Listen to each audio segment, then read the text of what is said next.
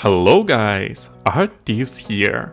This is the second part of my stylized spiral flower modeling tutorial. Let's get started. I start the process of baking by setting the highest possible amount of rays on all tabs and also setting my subsampling to 16.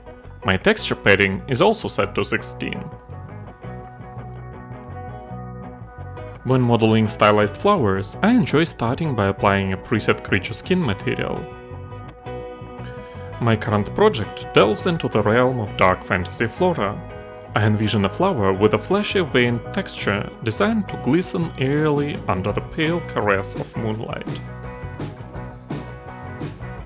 I apply a fill layer, mask it, and apply a fill layer to the mask itself using the grunge number 5, which resembles some veins and fibers.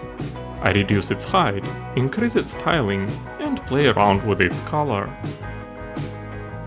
Then I apply some dirt by creating another paint layer and applying a preset ground dirt smart mask to it.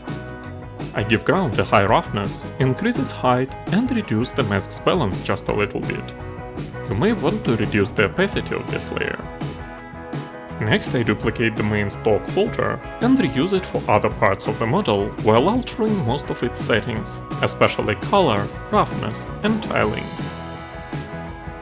I add an edge highlight layer to leaves and spiral flower by using a fill layer, masking it, and applying a mask editor with altered settings of its curvature tab. I also use sand cavity smart mask on a fill layer, masked to the spiral flower. I add another layer and mask it with heavy stains. The idea behind it is to give the flower a somewhat weathered look, while leaves remain veined and full of life. I've cut out some boring parts where I adjust color settings on all layers.